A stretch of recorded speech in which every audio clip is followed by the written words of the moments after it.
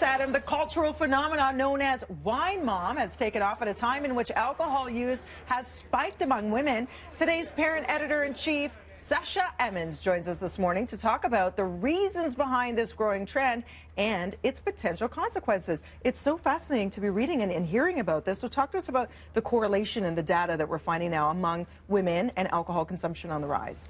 So when we looked at this, we found that more women are drinking alcohol, and they're drinking more alcohol when they drink.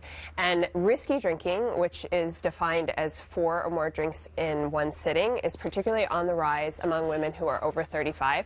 And if you think about where you are in your life when you're over 35, you're in the prime parenting years. You might be hitting your stride with your career.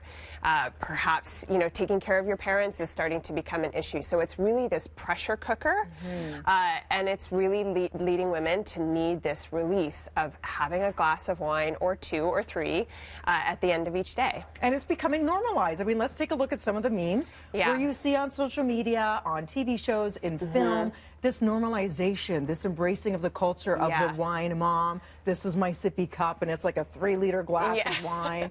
Well, the hashtag send wine has like 17,000 hashtags, and the idea of mommy juice, and it's funny. I've laughed at it too. But the thing that happens when you have the rise of these memes and even all this apparel that is kind of celebrating this lifestyle is it really normalizes it. It makes it seem like it's funny and not something to worry about. But the truth is that 80% of Canadians drink, but 70% don't know that alcohol is actually carcinogenic. There are no warning labels on wine bottles, and although I think the memes are really funny, and I've definitely participated in the past, is it really funny if you start to think of some of the risks? If you drink regularly, your risk of heart disease goes up. Your risk of colorectal cancer and head and neck cancers. If you have anxiety or depression, it's worsened by regular drinking. If you drink heavily, it can affect your fertility in an adverse way.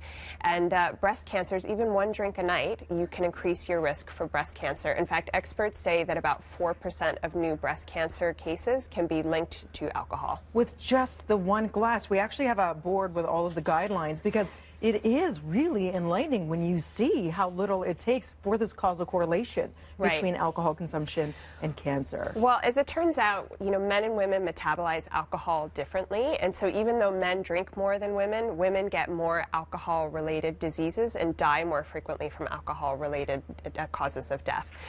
So the guidelines from the Canadian Centre on Substance Use and Addiction, they say that women should have no more than 2 drinks a day and no more than 10 a week. And if you've had some drinks, take a few non-drinking days in between. For men, it's 3 a day or no more than 15 a week. And they say that if all Canadians would adopt these guidelines, then deaths by alcohol would drop by about 4,600 deaths a year. This is certainly food for thought.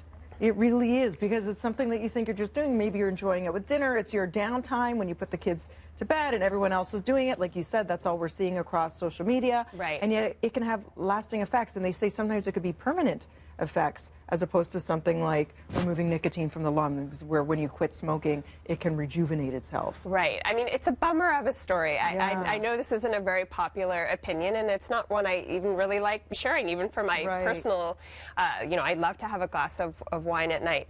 And we're all adults, and we can make good decisions for our families, but we need to have the right information to be able to make those decisions, and I hope this story helps with that. For those, of course, participating in Dry January. Exactly. I think this is more incentive. It's a sobering thought, and we need to learn, because knowledge is power in terms of being advocates for our own health. So thank you for that, Sasha. For more information, just head on over to read the whole article, todaysparent.com. We'll be back with more BT right after this.